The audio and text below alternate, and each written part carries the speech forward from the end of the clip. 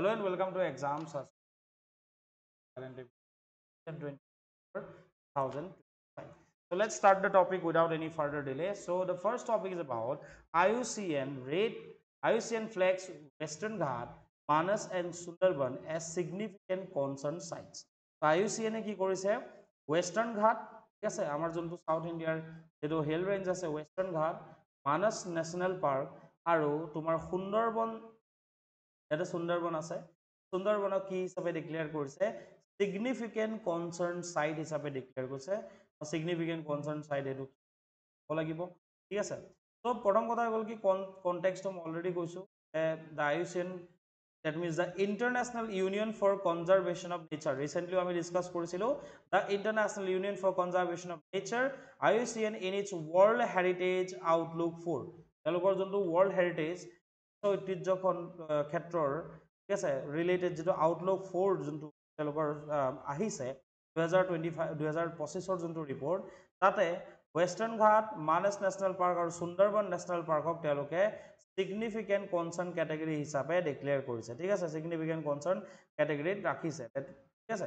তো হেতুৱে কথা so world heritage Outlook 4ত এটো ৰিপৰ্ট আহিছে ঠিক আছে এই ৰিপৰ্টটোত সিগনিফিকেন্ট কনসাৰ্ন ক্যাটেগৰিত এইখন দুখন ন্যাশনাল পাৰ্ক ঠিক আছে আৰু ওয়েস্টার্ন ঘাট গোটেই ওয়েস্টার্ন ঘাটটো concern category Now about the IUCN World Heritage Outlook, এই যেটো IUCN or International Union for Conservation of Nature যোনটো যোনখন তোমাৰ ৰিপৰ্ট আহে World Heritage Outlook হেটো কি হয় আমি জানিব লাগিব The IUCN World Heritage Outlook is a global assessment system developed by IUCN International Union for Conservation of Nature যোনটো আছে এই অৰ্গানাইজেশনটোৰ দ্বাৰা এই IUCN World Heritage Outlook এটো পাবলিশ কৰা যায় এটো একচুয়ালি এটা অ্যাসেসমেন্ট অ্যাসেস কৰে ঠিক আছে পারপাস কি হয় evaluates the conservation status and management effectiveness of all natural world heritage sites বিশ্বত যিমানখিনি প্ৰাকৃতিক বিশ্ব ঐতিহ্য ক্ষেত্ৰ আছে যেনেকৈ এই তিনিখনৰ কথা আমি ইয়াত উল্লেখ কৰিছো সেই যিমানবোৰ বিশ্ব ঐতিহ্য ক্ষেত্ৰ প্ৰাকৃতিক আছে কিমান কি খনৰ ঠিক আছে তাতে সংৰক্ষণৰ যেটো ব্যৱস্থা সেই ব্যৱস্থাটো কনজাৰভেশনৰ যেটো স্ট্যাটাস বা ম্যানেজমেন্ট কি ধৰণে কৰা গৈছে ম্যানেজমেন্ট ইফেক্টিভনেসটো কিমান বেছি হয় সেই ক্ষেত্ৰত তেওঁলোকে সেই গোটেই বস্তুবোৰ ইভালুয়েট কৰে আৰু তাৰ ওপৰত এসেস কৰি পেলাই বেলেগ বেলেগ ক্যাটেগৰিত কৰে ভাগ কৰে যেনেকৈ আমি এবাৰ কোনটো ক্যাটেগৰি মানস ন্যাশনাল পাৰ্কে লাভ কৰিছে সিগনিফিকেন্ট কনসাৰ্ন ক্যাটেগৰিত মানস ন্যাশনাল পাৰ্কক ৰখা হৈছে 2014 চনৰ পৰা এটো মানে ৰিপৰ্টটো পাবলিশ কৰিছে IUCN World Heritage Outlook report আৰু ইট আপডেটেড এভৰি 3 ইয়াৰ্স 2017 ত কৰিলে পিছত কৰিলে এবাৰ 25 ত so this is outlook 4 okay first 2014 then 3 বছৰ পাছত 2017 দেন 3 বছৰ পাছত 2020 আৰু নেক্সট এবাৰ খালি অলপ টাইম লাগি গল 2025 that was the fourth edition ঠিক আছে objective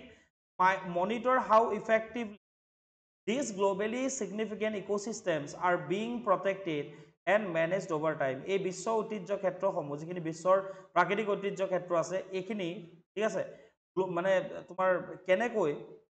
কি কয় প্ৰটেক্ট কৰা গৈছে সংৰক্ষণৰ ব্যৱস্থা কৰা গৈছে আৰু কেনেকৈ মেনেজ কৰা গৈছে পৰিচালনা কৰা গৈছে এই বস্তুখিনি মনিটৰ কৰাটো আসলতে ইয়াৰ মেইন উদ্দেশ্য হয় Scope the 2025 edition assessed 252 natural world heritage sites across continents ঠিক আছে 252 খন বিশ্ব প্ৰাকৃতিক ঐতিহ্য ক্ষেত্ৰক ইয়াতে কি কৰা গৈছে এটা এসেস যে কৰে যে কেনেকুৱা ধৰণৰ তাত কনজাৰভেশন স্ট্যাটাস হৈছে ঠিক আছে প্ৰটেকচনৰ বা প্ৰটেক্টিভ মেজাৰ্স কি লোৱা গৈছে এই গোটেইবোৰ বস্তু বা কনজাৰভেশন স্ট্যাটাস কি ম্যানেজমেন্ট ইফেক্টিভ কেনেকুৱা হয় বিশেষকৈ 4টা প্যাৰামিটাৰৰ ওপৰত ভিত্তি কৰিয়ে এই ৰিপৰ্টটো পাবলিশ কৰে প্ৰথমটো হৈ গল কি current conservation outlook long term likelihood for preserving সাইজ ভ্যালু দেন আহিব তোমাৰ থ্ৰেটস যে ক্লাইমেট চেঞ্জৰ কাৰণে ইনভেজিভ স্পেচিছ যোনবোৰ বহিৰাগত যিবোৰ প্ৰজাতি আছে যেনেকৈ মানসত যিবোৰ স্থানীয় প্ৰজাতি আছে থলুৱা প্ৰজাতি আছে সেইবিলাকতো আছে কিন্তু বহিৰাগত কিছুমান প্ৰজাতি বা ইনভেজিভ স্পেচিছ বুলি যোনবোৰ কোৱা যায় সেইবোৰৰ কাৰণে কিবা লোকচান হৈছে নেকি ডিজিজৰ কাৰণে কিবা লোকচান হৈছে নেকি ক্লাইমেট চেঞ্জৰ কাৰণে লোকচান হৈছে নেকি The climate change of trade আছে নেকি invasive species of trade আছে নেকি disease habitat loss বা tourism habitat loss বা tourism pressure কাৰণে কিবা impact পৰিছে নেকি গোটেইখিনি বস্তু আসলতে বেলেগ বেলেগ থ্ৰেটস ইয়াতে থ্ৰেটসৰ ওপৰত এসেস কৰা যায় কাৰেণ্ট কনজাৰভেশ্যন আউটলুক বা কাৰেণ্ট কনজাৰভেশ্যন চেনাৰিঅ'টো কেনেকুৱা বৰ্তমান সংৰক্ষণৰ ক্ষেত্ৰত সেই নেশ্যনেল পাৰ্কখনত বা সেই প্ৰাকৃতিক ঐতিহ্য ক্ষেত্ৰখনত ঠিক আছে বিশ্ব ঐতিহ্য ক্ষেত্ৰৰ প্ৰাকৃতিক সেই ক্ষেত্ৰখনত কি ধৰণে ব্যৱস্থা লোৱা গৈছে সেইটোৰ ওপৰত বেছ কৰি দেন প্ৰটেকশ্যন এণ্ড মেনেজমেণ্টৰ ওপৰত কি পলিচি লোৱা গৈছে কি ফাণ্ডিং কিমান আছে কমিউনিটি এংগেজমেণ্ট লোকেল কমিউনিটিৰ এংগেজমেণ্ট আছেনে নাই and state of values health of species ecosystem and ecological processes বেলেগ বেলেগ প্ৰজাতিৰ যিটো স্বাস্থ্য হেল্থ যোনটো আছে সেইটো কেনেকুৱা হয় এই বস্তুবোৰৰ ওপৰত ভিত্তি কৰিয়ে এই আমাৰ এছেছমেণ্ট ছিষ্টেম আছে এই assessment that is the IUCN World Heritage Outlook to কি কৰা গৈছে তাৰ আউটলুক বা এই আউটলুক ৰিপৰ্টটো পাব্লিছ কৰা গৈছে তাতে কাৰেণ্ট কনজাৰভেশ্যন আউটলুক সেই ক্ষেত্ৰখনৰ থ্ৰেটছ সেই ক্ষেত্ৰখনলৈ কিবা বেলেগ বেলেগ থ্ৰেটছ আহিছে নেকি প্ৰটেকশ্যন আৰু মেনেজমেণ্ট কি ধৰণে কৰা গৈছে কিমান ফাণ্ডিং হৈছে কমিউনিটি এংগেজমেণ্ট হৈছে নে পলিচি ষ্ট্ৰেণ্থ কেনেকুৱা then state of values like health of species ইক'চিষ্টেমৰ যিটো হেল্থ ইক'লজিকেল প্ৰচেছেছ তাৰ ওপৰত ভিত্তি কৰি গোটেই লোৱা গৈছে Next of all categories of outlook. The IUCN classifies its sites into 4 categories. যেনেকৈ আমাৰ ইয়াতে আমি কোনটোত পাইছোঁ significant concern category হিচাপে ডিক্লেয়াৰ কৰা গৈছে তো কেনেকুৱা থাকিব গুড প্ৰথমটো গুড যে ঠিক আছে সব ভাল আছে নেক্সট থাকিব গুড উইথ সাম কনচাৰ্নছ অলপ চলপ কনচাৰ্নছ আছে এটা এখন ঐতিহ্য ক্ষেত্ৰ প্ৰাকৃতিক ঐতিহ্য ক্ষেত্ৰত ক্লাছিফাই 4 ধৰণে কৰিব পৰা যায় আইউচিএনে 4 ধৰণে কৰে প্ৰথমটো হৈ গ'ল কি গুড তাৰে স্বাস্থ্য ভাল ঠিক আছে ইক'চিষ্টেমৰ হেল্থ ভাল হয় ঠিক আছে থ্ৰেটছ ইমান নাই সব ফালৰ পৰা ভাল সেকেন্ড কৰিব গুড বাট উইথ সাম কনচাৰ্নছ কিবা অলপ চলপ কনচাৰ্নছ আছে 3 নম্বৰটো থাকিব সিগনিফিকেন্ট কনচাৰ্ন যে ভাল কিছুমান এনেকুৱা বস্তু আছে ৰিজনছ আছে যাৰ কাৰণে নিগেটিভলি ইম্পেক্ট হ'বলৈ আৰম্ভ কৰিছে সেইখিনিক সিগনিফিকেন্ট কনচাৰ্ন কেটেগৰী ৰখা যাব দেন ক্ৰিটিকেল বুলি এটা নেক্সট আহিব যদি মানসত ৱেষ্টাৰ্ণ ঘাটত বা সুন্দৰবন নেশ্যনেল পাৰ্কত যদি এতিয়া গুৰুত্ব দিয়া নহয় তেতিয়াহ'লে নেক্সট কোন কেটেগৰীত গুচি যাব ক্ৰিটিকেল কেটেগৰীত গুচি যাব য'ত যথেষ্ট ধৰণৰ অসুবিধা আছে বা যাব যেনেকৈ ৱেষ্টাৰ্ণ ঘাটৰ ক্ষেত্ৰত ক'ত আছে আমি জানো যে তোমাৰ মহাৰাষ্ট্ৰৰ পৰা বুলি আৰম্ভ কৰি ঠিক আছে মহাৰাষ্ট্ৰ কৰ্ণাটকা কেৰেলা এই গোটেই ৰেঞ্জটো যোনটো আছে ঠিক আছে তামিলনাডুৰ এটা পাৰ্ট আছে তলৰ ফালে তো তাতে কি ইছ্যুজখিনি কি আছে যে তাত এভাৰগ্ৰীণ ফৰেষ্ট পোৱা যায় চিৰসেউজ অভয়াৰণ্য পোৱা যায় চিৰসেউজ অভয়াৰণ্য -5% লছ হৈছে 5% লছ হৈছে আৰবানাইজেশ্যন হৈছে ডেভেলপ হৈছে ইনফ্ৰাষ্ট্ৰাকচাৰ প্ৰজেক্টৰ কাৰণে 5% আমি এভাৰগ্ৰীণ ফৰেষ্ট হেৰুৱাব লগা হৈছে মানস নেশ্যনেল পাৰ্কৰ ক্ষেত্ৰত কি প্ৰব্লেম আছে হেবিটেট ডিগ্ৰেডেশ্যনৰ এটা প্ৰব্লেম আছে তাৰ লগতে পোচিং এটা প্ৰব্লেম আগতে আছিলে বৰ্তমানো হয়তো ক'ৰবাত আছে যদি নাজানো ঠিক আছে কিন্তু ৰিপৰ্টত পাব্লিছ হৈছে যে poaching one of the reason হত্যা ঠিক আছে দেন তোমাৰ ফ্লাড ডেমেজ হয় বানপানীৰ কাৰণে যথেষ্ট ক্ষতিসাধন হয় দেন ইয়াতে চিৰিয়াছ এটা প্ৰব্লেম আছে যে যিবোৰ বহিৰাগত প্ৰজাতি আছে সেই বহিৰাগত প্ৰজাতি যেতিয়া লোকেল ইক'চিষ্টেম গোটেই ধ্বংস কৰিব পাৰে চ' ইনভেজিভ স্পেচিছ যিবোৰ আছে সেইটোৰ কাৰণেও কনচাৰ্ণ হৈছে দেন সুন্দৰবনৰ ক্ষেত্ৰত ক্লাইমেট চেঞ্জ সি লেভেল ৰাইজ কাৰণ তুমি জানা যে সুন্দৰবন অলমষ্ট সি লেভেলৰ অলমষ্ট ছেম লেভেলতে সুন্দৰবন ফৰেষ্টখন আছে যদি সি লেভেল ৰাইজ হয় সুন্দৰবন নেশ্যনেল পাৰ্কখন কি হ'ব ডুবি যাব তাৰ লগতে ইৰোজন বা টুৰিজিমৰ কাৰণেও তাতে কিছুমান ইছ্যুজ আছে কনচাৰ্ণ এই বস্তুবোৰ আচলতে কনচাৰ্ণ হৈ পৰিছে Now key observation from IUCN Outlook 2025 India's status to আমি চাব লাগিব out of 7 Indian natural heritage world heritage sites ভাৰতবৰ্ষত প্ৰাকৃতিক বিশ্ব ঐতিহ্য ক্ষেত্ৰ কেইখন আছে 7খন আছে ঠিক আছে first site Kanchenjunga National Park of Sikkim is rated good Kanchenjunga কোন Kanchenjunga National চাৰিটা site Kaziranga Nanda Devi valley of flowers ঠিক আছে দেন তোমাৰ Keoladeo Ghana national park and great Himalayan national park এই যিমান কেইখন আছে এই সাইটখিনিত good sum but some concerned ইয়াতে দেখা পোৱা গৈছে ঠিক আছে বুজি পালা কথাটো কেওলাদেউ ঘানা নেশ্যনেল পাৰ্ক ঠিক আছে দেন তোমাৰ great Himalayan national park Nanda Devi Kaziranga এই নেশ্যনেল পাৰ্ক কেইখনত কি আছে মানে কাজিৰঙাও গুড উইথ সাম কনচাৰ্ণ এইটো কেটেগৰী ৰখা গৈছে সুধি দিব মানসকটো আমি গম পাওঁ ইয়াতে দিছে যে সিগনিফিকেন্ট কনচাৰ্ন আছে যদি সুধি দিয়ে there is like recently published IUCN Outlook 2025 Kaziranga National Park is rated as তলত দি দিব good তাৰপিছত দিব good with some concern then দিব significant concern then তোমাৰ critical দিব তেতিয়া কাজিৰঙাটো good with some concern আহিব আৰু তিনিটা সাইটক significant concern বুলি ৰেট কৰা গৈছে আমি অলৰেডি গম পাইছোঁ টপ থ্ৰেটছ কি হয় গোটেইখিনি ক্ষেত্ৰত আটাইতকৈ ডাঙৰ থ্ৰেটটো কি হয় ভয়াৱহতাটো কি হয় ক্লাইমেট চেঞ্জ ঠিক আছে climate change replace hunting as the most widespread আগত কি আছিলে শান্তি হত্যা হৈছিলে জীৱ হত্যা এটো ডাঙৰ এটা থ্ৰেট আছিলে কিন্তু বৰ্তমান ক্লাইমেট চেঞ্জটো তাতকৈ থ্ৰেট হৈ পৰিছে followed by tourism and in ঠিক আছে জীৱ হত্যা এতিয়া বহুত কমিছে কিন্তু টুৰিজিম প্ৰেচাৰ বাঢ়িছে তাৰ লগতে তোমাৰ ইনভেজিভ এলিয়েন স্পেচিছ বা ইনভেজিভ স্পেচিছ যোনবোৰ আছে বহিৰাগত যিবোৰ প্ৰকৃতি আছে সেই লোকেল ইক'চিষ্টেমত বহিৰাগত প্ৰকৃতিৰ কাৰণেও যথেষ্ট ধৰণৰ নিগেটিভ ইফেক্ট কৰিছে টপ থ্ৰেটছ কেইটা climate change followed by tourism and invasive alien species তাৰপিছত আহিব infrastructure risk roads and railways have newly entered to the top 5 threats কি হৈছে তোমাৰ জানা যে মই অলৰেডি কালি নিউজ পেপাৰ এনালাইচিছটো কৈছিলোঁ যে তোমাৰ কি হৈছে যেনেকৈ আমাৰ বিভিন্ন ধৰণৰ যিবোৰ ৱেটলেণ্ডছ আছে ৱেটলেণ্ডছৰ মাজেদি বা নেশ্যনেল পাৰ্কৰ মাজেদি ৰেল কানেক্টিভিটি বা ৰোড কানেক্টিভিটি বৃদ্ধি কৰোৱা গৈছে যিবোৰে যেনেকৈ বেলেগ বেলেগ কৰিডৰ এলিফেণ্ট কৰিডৰ বা বেলেগ বেলেগ কৰিডৰ হেম্পাৰ কৰিছে বা জীৱ জন্তুৰ এক্সিডেণ্টৰ ফলত ডেথ হৈছে সেই ৰোড আৰু ৰেলৱে যোনটো এটা কেটেগৰী এই দুটা টপ 5 থ্ৰেটছৰ ভিতৰত এই দুটাও আহিছে টপ 3টাটো মই ক'লোৱে তাৰ পিছতে কি আহে ৰোড আৰু ৰেলৱেজ আহিছে causing habitat fragmentation and wild life mortality so' that was all about তোমাৰ কি কয় IUCNৰ যোনটো ৰিপৰ্ট আছিলে world heritage outlook for important from GS paper 3 environment APSC point of view আৰু নৰ্মেলি ফেকচুৱেল কথাবোৰ আমাক বাকী এক্সামৰ কাৰণেও লাগিব next topic is about global hunger index report 2025 A report titled 2025 Global Hunger Index 20 Years of Tracking Progress Time to Recommit to Hunger was recently released to mark 20 years of Global Hunger Index 20 বছৰ সম্পূৰ্ণ কৰিলে global hunger ইণ্ডেক্সে এই বছৰ publish হৈছে কি ফাইণ্ডিংছখিনি আমি চাব লাগিব যে ইয়াত কি পালে global hunger has been little reduction 2006 বিশ্বৰ যি তোমাৰ বিশ্বৰ ক্ষেত্ৰত যদি আমি হাংগাৰ চাবলৈ যাওঁ ঠিক আছে তো কিমান হৈছে 2016তকৈ অলপ চলপ কমিছে ঠিক আছে কিমান মানুহ ভোকাটোৰ থাকিবলগীয়া হয় তাৰ সংখ্যা লাহে লাহে কমিছে and stalled progress is 2030 target of zero' hunger out of reach united নেশ্যনৰ ছাষ্টেইনেবল ডেভেলপমেণ্ট গ'লৰ 17টাৰ অন্যতম কি আছিলে জিৰ' হাংগাৰ ঠিক আছে প্ৰথমটোৱে হয় ঠিক আছে জিৰ' হাংগাৰ মানে কি 2030ৰ ভিতৰত এজনো বিশ্বৰ মানুহে যাতে ভোকত থাকিব লগা নহয় জিৰ' হাংগাৰ যাতে থাকে প্ৰত্যেকখন কাণ্ট্ৰিত তাৰ কাৰণে United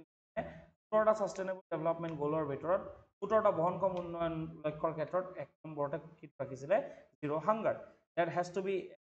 was to be achieved by 2030 কিন্তু সেইটো এতিয়াও কি হৈছে প্ৰগ্ৰেছ কোনো ক্ষেত্ৰত হোৱা নাই 2016তকৈ অলপহে কমিছে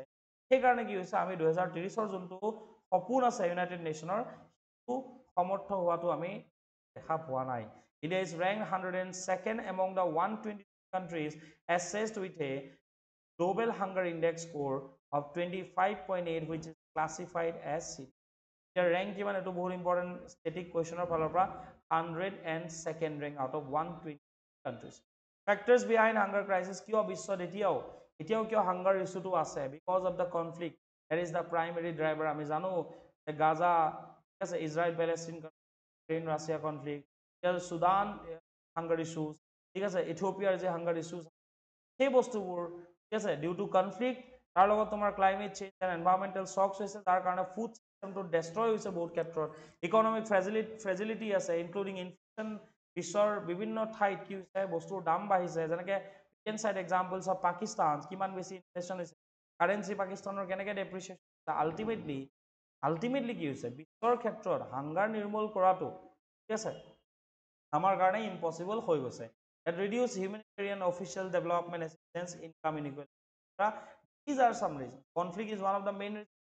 climate change or কাৰণে যে food system destroy হৈছে এটো এটা ৰিজন যাৰ কাৰণে বস্তুৰ দাম বাঢ়িছে সাপ্লাই যেটো কমি যাব বস্তুৰ দামটো বাঢ়িবই ন ডিমান্ড ৰাইজ হ'ব inflation is one of the reason currency depreciation one of the reason ঠিক আছে কে মুদ্ৰাৰ যেতিয়া ভ্যালু কমি আহিছে বেলেগ বেলেগ কান্ট্ৰিজত আল্টিমেটলি কি হৈছে বস্তু বেছি টকা খৰচ কৰিবলৈ তুমি বস্তু কিনিবলগীয়া হৈছে তাৰ কাৰণে কি হৈছে বহুত মানে এফৰ্ড কৰিব নোৱাৰে আৰু যাৰ কাৰণে ভোকাতুৰ মানুহৰ সংখ্যা বৃদ্ধি পাইছে ঠিক আছে so about global hunger index জি চাইটো কি EHI এটা কম্প্ৰিহেনছিভ হয় ঠিক আছে that measures and track the global hunger ঠিক আছে the hunger at global regional and national level ঠিক আছে আঞ্চলিক পৰ্যায়ত তোমাৰ ৰাষ্ট্ৰখনৰ পৰ্যায়ত বা বিশ্বৰ ক্ষেত্ৰত হাংগাৰ ট্ৰেক কৰাৰ কাৰণে কোনটো গ্লোবেল হাংগাৰ বেসিক্যালি চাৰিটা ইন্ডিকেটৰ্ছৰ ভ্যালুৰ ওপৰত এই গ্লোবেল হাংগাৰ ইন্ডেক্স ডিসাইড কৰা যায় ঠিক আছে where 0 is the best possible score, that means no hunger. কোনোবা এখন country যদি 0 পাইছে বা 1 পাইছে, that means approximately no hunger, and 100 is the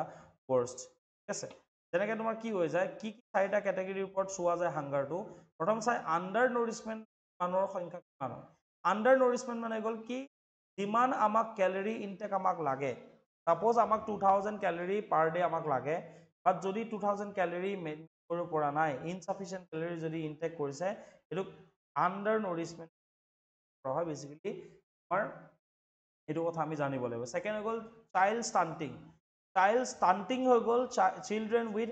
লো height under the age of 5, যে কিমান ওখ হ'ব লাগে, যদি শিশুৰ বৃদ্ধি হোৱা নাই তেতিয়াহ'লে কি হ'ব, ষ্টান্টিঙৰ ইছ্যু আছে। দেন কি হ'ব, child wasting, child with low weight, weight W for weight, W for wasting, যদি কোনোবা শিশুৰ 5 বছৰৰ তলত যিমান ৱেইট হ'ব লাগে ইমানটো ৱেইট হোৱা নাই, তেতিয়াহ'লে তেওঁ কিহৰ দ্বাৰা যুঁজি আছে, চাইল্ড ৱেষ্টিঙৰ দ্বাৰা, এই সমস্যাৰ দ্বাৰা তেওঁ যুঁজি আছে। তাৰ মিনিং এইটো হ'ব। যদি হাইট বঢ়া নাই, চাইল্ড ষ্টান্টিং হ'ব। আৰু এটা ইছ্যু কি হয়, ইণ্ডিকেটৰ কি হয়, that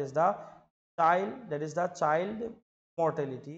children who die before their 5th birthday. ঠিক আছে, 5 বছৰ আগত যদি কোনোবা শিশুৰ মৃত্যু হয়, that means there are issues of child mortality. এই চাৰিটা কেটেগৰীৰ ওপৰত বেছ কৰিয়ে GHI-টো বেচিকেলি উলিওৱা যায়। Now what is GHI, global hunger index কি হয়, ঠিক আছে, এইটোও জানিব লাগিব। দ্য গ্লোবেল হাংগাৰ ইনডেক্স এটা এনুৱেল পাব্লিকেশ্যন হয়, প্ৰত্যেক বছৰে তেওঁলোকে পাব্লিছ কৰে। ঠিক আছে, যে বিশ্বত কিমান তোমাৰ মানে এতিয়াও মানুহ হাংগাৰৰ কবলত, হাংগাৰ ফেচ কৰিব লগা হৈছে, সেই কথাটো এনুৱেলি পাব্লিছ কৰা এটা ইনডেক্স হয়। কোনে পাব্লিছ কৰে, বাই কনচাৰ্ণ ৱৰ্ল্ড ৱাইড, আয়াৰলেণ্ডৰ এটা অৰ্গেনাইজেশ্যন, এণ্ড জাৰ্মানী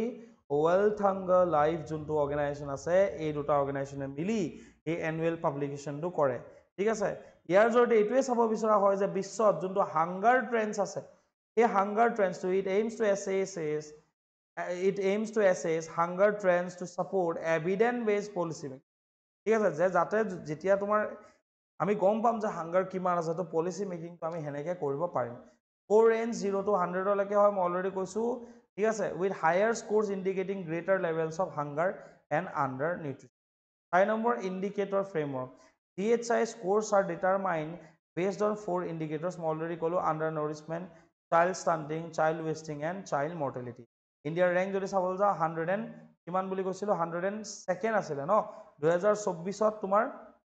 2024ত 105th আছিলে, এতিয়া 102লৈকে উন্নীত হৈছে। ঠিক আছে, so that means India has a serious level of hunger issue. ঠিক আছে, that was important from GS paper to social sector point of view, আৰু ষ্টেট গভৰ্ণমেণ্টৰ এক্সামৰ কাৰণেও GHI গ্লোবেল হাংগাৰ ইনডেক্সটো ইম্পৰ্টেণ্ট হয়। কিন্তু ইয়াতে কি ফাইণ্ডিংটো আমি চাব লাগিব শেষত, যে চোৱা, ষ্টল প্ৰগ্ৰেছ, যিটো প্ৰগ্ৰেছ আছে সেইটো হল্ট হৈ আছে, ৰখি গৈছে ক'ৰবাত, কাৰণ ৱৰ্ল্ডৰ GHI স্ক'ৰটো কিমান হয়, 18.3 এজ এ হ'ল। ঠিক আছে, only slightly better than 19 in 2016। 2019ত আমাৰ স্ক'ৰ আছিলে 19, এতিয়া 18.3, অলপ ভাল হৈছে। যিমান জিৰ'ৰ ফালে আগবাঢ়িব সিমান বেছি আমাৰ ভাল হ'ব। The United Nations Zero Hunger Goal for 2030 might not be achieved until 2100. প্ৰায় আমি 107 বছৰ এতিয়া কি আছো, পিছত আছো। ঠিক আছে, আমাৰ গ'লটো হয়তো 2137 চন মানতে এচিভ কৰিব পৰা যাব। ক্ৰাইচিছ ড্ৰাইভাৰ কেইটা মই অলৰেডি ক'লো, কিহৰ কাৰণে হাংগাৰ ইছ্যু বাঢ়িছে, wars in Gaza and Sudan. ঠিক আছে, led to famine level food 2014 and 20 major food crises impacted nearly 140. Rising hunger, 42 countries face serious or alarming hunger levels. 7 alarming যেনেকে বুৰুণ্ডি, হাইটি, Somalia, south Sudan, Yemen, এইবোৰত তোমাৰ হাই এলাৰ্মিং hunger issues ইয়াতে আছে, and 35 serious hunger levels worsen in countries. Uneven progress ক'ত হৈছে, hunger remains serious in South Africa and South Asia, Southern Africa and South Asia, while Southeast Asia and Latin America show modest improvement. দক্ষিণ পূব Asia আৰু দক্ষিণ আমেৰিকাত কি হৈছে, ভাল ইম্প্ৰুভমেণ্টে হৈছে। ইউৰোপ আৰু চেণ্ট্ৰেল এছিয়াৰ records the lowest GHI score. ঠিক আছে, ইউৰোপ হওক বা মধ্য এছিয়াৰ যিবোৰ দেশ হয়, সেই দেশবোৰত ভাল স্ক'ৰ তেওঁলোকে কৰিবলৈ সক্ষম হৈছে। Hopeful medals, notable progress was achieved in Mozambique, Rwanda, Somalia, Togo and Uganda. Kazakhstan's progress stands out as the most remarkable কাজাকিস্তানৰ যোনটো ইম্প্ৰুভমেণ্ট সেইটো উল্লেখনীয় হয় বুলি কোৱা গৈছে The third topic is about Assam in State Mining Readiness Index. So, এটা index আহে যেনেকে property index আছে, hunger index আছে, তেনেকে এটা আহে তোমাৰ SMRI State Mining খনন Readiness Index. Readiness mining ৰ ক্ষেত্ৰত readiness কোনখন ষ্টেটৰ কিমান আছে তাৰ ৰিলেটেড এটা কি আহে তোমাৰ ইনডেক্স পাবলিছ কৰা যায় তো অসম কোনটো ক্যাটাগৰীত আছে Assam secured a top 3 position in category of SMRI State Mining Readiness Index and SMRI groups Indian states into 3 categories based on mineral endowment. Category 1 high mineral endowment কোন আছে এটা তোমাৰ মিনাৰেল এন্ডোমেন্টৰ ওপৰত তিনটা ক্যাটাগৰীত ভাল কৰা যায় বা বিভাজন কৰা যায় প্ৰথমটো হৈ গল কি ফাৰ্স্ট গ্ৰুপ এটা আছে Madhya Pradesh Rajasthan and Gujarat category B আছে medium mineral endowment Goa UP and Assam category C আছে লো আমাৰ লগত কি আছে গোৱা আছে এণ্ড আসাম আছে ঠিক আছে গোৱা আছে আৰু ইউপি আছে ওকে ঠিক আছে এণ্ড ক্যাটাগৰী সি কি আছে ক্যাটাগৰী সি আছে তোমাৰ পাঞ্জাব উত্তৰাখণ্ড আৰু ত্ৰিপুৰা আছে কি কলো পাঞ্জাব উত্তৰাখণ্ড এণ্ড ত্ৰিপুৰা পাঞ্জাব উত্তৰাখণ্ড এণ্ড চাবা বস্তুখিনি ভালকে মানে বুজি পাই ল'বা ঠিক আছে তো এই মিনাৰেল এন্ডোমেন্টৰ ওপৰতে ভিত্তি কৰি ঠিক আছে এই ক্যাটাগৰী তিনটাত আমি কি কৰিব পাৰো ভগাব পাৰো বুজিছানে বেসিক্যালি খনিজ সম্পদৰ কথাই ইয়াতে কোৱা গৈছে তো category 1 to MP Rajasthan Madhya Pradesh Rajasthan and Gujarat এনেকে মনত ৰাখিবা সাপোজ মেপখন মনত কৰি ল'বা মেপখন মনত কৰি ল'বা ইয়াতে আছে ধৰা মধ্যপ্ৰদেশ আছে সাইডত কি আছে গুজৰাট দেন ইফালে আছে ৰাজস্থান এই তিনিখন গ্ৰুপ এত আছে গ্ৰুপ ক্যাটাগৰী বি আছে তোমাৰ আসাম আৰু গোৱা ক্যাটাগৰী সি আছে পাঞ্জাব ঠিক আছে আৰু তোমাৰ উত্তৰাখণ্ড ঠিক আছে খন তিনটা ক্যাটাগৰীত ভাগ কৰা গৈছে তাৰে বি যোনটো category B medium mineral এন্ডোমেন্টত Assam কি আছে তিনিখন ষ্টেটৰ ভিতৰত অন্যতম লাভ কৰিছে সিগনিফিকেন্স কি হয় এই ৰিপৰ্টৰ জৰিয়তে it encourages mining sector reforms at the state level promotes a better governance transparency and performance in mining operations highlights Assam's potential ইয়াৰ জৰিয়তে অসমৰ যেটো সম্ভাৱ্যশীলতা আছে in non coal minerals ঠিক আছে যিমানবোৰ খনিজ সম্পদ আছে কোল বেস নহয় নন কোল কয়লাক বাদ দি বা সাস্টেইনেবল মাইনিংৰ ক্ষেত্ৰত অসমৰ পটেনশিয়েলটো আসলতে ইয়াৰ জৰিয়তে দেখা পোৱা গৈছে আৰু it enhances investment and industrial growth in the mineral sector of Assam ঠিক আছে বাকি কিন্তু একে হয় ইমান ইম্পৰ্টেন্ট নহয় চাই লবা that was important from Assam GS paper 5 আৰু ষ্টেট গভৰ্ণমেণ্ট এক্সামৰ কাৰণে ইম্পৰ্টেন্ট হয় আৰু next topic is about 160 years of Phulaguri Dhewa causes and consequences ঠিক আছে অসম পাৰ্টৰ কাৰণে ইম্পৰ্টেন্ট হয় তো আমি গম পাও যে 1861 চনত 1861 ত কি হৈছিল তোমাৰ ফুলগুৰি আপৰাইজিং বা ফুলগুৰি ধেৱা নগাঁৱত সংঘটিত হৈছিল পিৰিয়ড 1861 ঠিক আছে ডেট আছিলে তোমাৰ অলমোস্ট 18 তাৰিখ 18th of October ঠিক আছে তো পোষ্ট 1857 ৰিভল সিপাহী মিউটিনিৰ ঠিক আছে অলমোস্ট 4 বছৰ সিপাহী বিদ্ৰোহৰ 4 বছৰ পাছত আমাৰ ইয়াতে প্ৰথমটো কৃষক বিদ্ৰোহ অসমত সংঘটিত হৈছিল ঠিক আছে বেসিক্যালি কোনখিনি অসমৰ নগাঁও ডিস্ট্ৰিক্টত হৈছিল হিষ্টৰিকেল ব্যাকগ্ৰাউণ্ডটো জানি লোৱা যে 1826 চনত যেতিয়া म्यांमार বা বাৰ্মাৰ লগত ব্ৰিটিছে এখন ট্ৰিটি বা চুক্তি স্বাক্ষৰ কৰিছিল ট্ৰিটি অফ ইয়ান্দাবু তাৰ জৰিয়তে म्यांमार বা বাৰ্মিজ যোনখিনি সোলজাৰ্ছ আছিল ঠিক আছে they renounced all their claims over Assam তেলকে they renounce all their claims over Assam যিমানখিনি অসমৰ ওপৰত তেওঁলোকৰ অধিকাৰ আছিল সকলো অধিকাৰ কি কৰিছিল তেওঁলোকে আজিৰ পৰা নাই বুলি ট্ৰিটিখনৰ পাছতে বুজাই তুলিব বিচৰা গৈছিল আৰু বাৰ্মিজ সকলে অসমৰ পৰা উইথড্ৰ কৰিছিল তাৰ পৰৱৰ্তী পৰ্যায়ত আমি দেখা পাইছিলো ব্ৰিটিছৰ যেটো এক্সপানশনিষ্ট পলিসি সম্প্ৰসাৰণ কৰাৰ যোনটো তেওঁলোকৰ পলিসি বা নীতি এই সম্প্ৰসাৰণ নীতিৰ জৰিয়তে অসমৰ এটা অঞ্চল 1828 ত নামনি অসম লোৱাৰ আসাম 18th ঠিক আছে ফাৰ্স্ট এনেক্সেশন অফ লোৱাৰ আসাম ঠিক আছে of a place in Assam লোৱাৰ আসাম 1828 ত ললে তাৰ 4 years after 1832 কি কৰিলে দে এনেক্স দা কাচাৰ এৰিয়া ঠিক আছে 1832 তাৰ 3 বছৰ পাছত 1835 ত কি ললে জয়ন্তীয়া লৈ ললে Jaintia hills then finally after again 3 years 1838 ত আপাৰ আসামখন এনেক্স কৰি সমগ্ৰ অসমখন ব্ৰিটিছৰ আণ্ডাৰলৈ নিছিলে ঠিক আছে so after the treaty of Yandabu লাহে লাহে কি হৈ গ'ল কি colonial policies replaced the age old traditional systems যিবোৰ colonial policy আছিলে সেই পলিচিবোৰে আমাৰ ইয়াত যিবোৰ বছৰ বছৰ ধৰি পলিচি বা নীতি চলি আহিছিলে সেইবোৰ ৰিপ্লেচ কৰিলে আৰু the Ahom and local peasant economy they suffered due to imposition of new taxes on essential items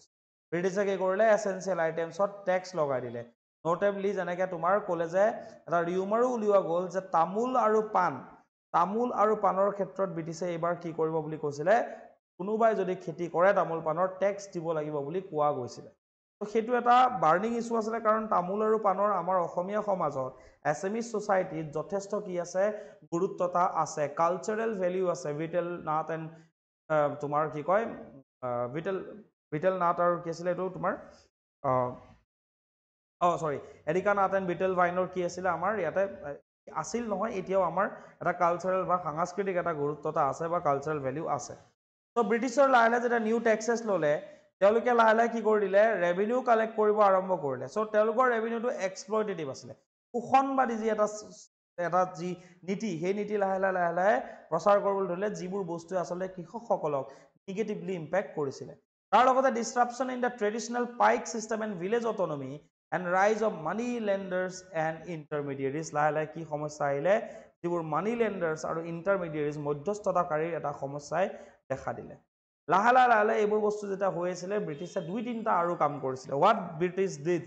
they put ban on opium cultivation poppy cultivation বুলি কোৱা হয় আফিম খেতি বুলি কোৱা হয় বা কানি বুলি যাক আমি কওঁ সেই ওপিয়াম আগতে অসমৰ বহু জায়গাত ঘৰে ঘৰে উৎপাদন কৰা গৈছিলে আৰু অসমত কানিৰ কনজাম্পচন যথেষ্ট মানে ওপিয়াম কনজাম্পচন কৰা গৈছিলে আৰু যেতিয়া ব্ৰিটিছে প্ৰথম আহি কামটো কি কৰিলে যে অসমীয়া সমাজ ব্যৱস্থাত অসমৰ যি সমাজ ব্যৱস্থা সেই সমাজ ব্যৱস্থাত যুৱ প্ৰজন্মই কানিৰ কবলত পৰিছে আৰু যিয়ে ভৱিষ্যতৰ অসমখনক কি কৰিব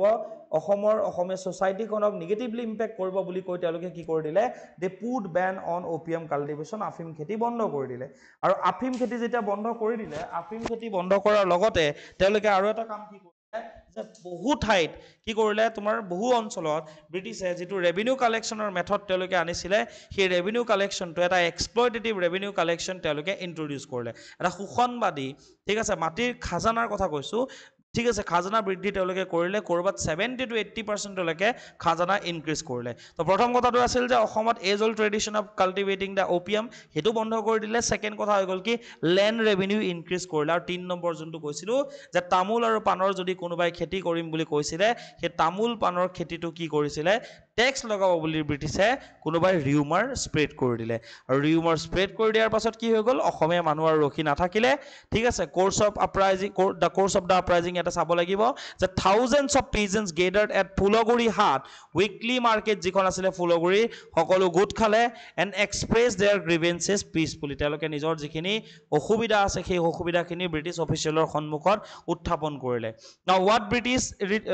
did British retaliated British official attempted to disperse the gathering leading to tensions তো কি কৰিলে তেওঁলোকক লাঠি চাৰ্জ কৰিলে কৰি পেলাই মানুহখিনি কি হ'ল মানুহখিনিৰ মাজত এটা শংকা বৃদ্ধি কৰিলে and the confrontation turned so violent when Lieutenant Singer a British officer was killed by the agitated crowd যিখিনি তোমাৰ ক্ৰাউড আছিলে বা কৃষক আছিলে যিসকল মানুহ তাত একত্ৰিত হৈছিলে তেওঁলোকে ব্ৰিটিছ অফিচিয়েল এজন লেফটেনেণ্ট আছিল তেওঁ লেফটেনেণ্ট সিংগাৰ তেওঁক হত্যা কৰি ওচৰতে থকা কলং নদীত কি কৰিছিলে উটুৱাই দিছিলে and the British forces retaliated সেইকাৰণে তেওঁলোকে ব্ৰিটিছ ফৰ্চে ৰিটালিয়েট কৰিলে with brutal repression arresting leaders and suppressing the uprising militarily আৰু কি হৈ গ'ল সামৰিক ক্ষমতা ব্যৱহাৰ কৰি পেলাই এই যোনটো প্ৰথমটো কৃষক বিদ্ৰোহ এই কৃষক বিদ্ৰোহটো কি কৰি দিয়া হ'ল দমন কৰা গ'ল তো that was all about the Phulaguri Dhewa 163 বছৰ সম্পূৰ্ণ কৰিলে এইটো এইবাৰ এক্সামত মেইনছ পাৰ্চপেক্টিভৰ পৰাও এইবাৰ APSCয়ে ফুলগুৰি ধেৱাৰ ওপৰত কুৱেশ্যন কৰিছিলে আৰু বাকী ষ্টেট গভৰ্ণমেণ্টৰ কাৰণেতো ইম্পৰ্টেণ্ট হয় that's all for today session questions দিয়া আছে এটেম্প কৰি ল'বা see you all in the next session keep watching exam sastras and happy Diwali to all of you thank you guys thank you so much for watching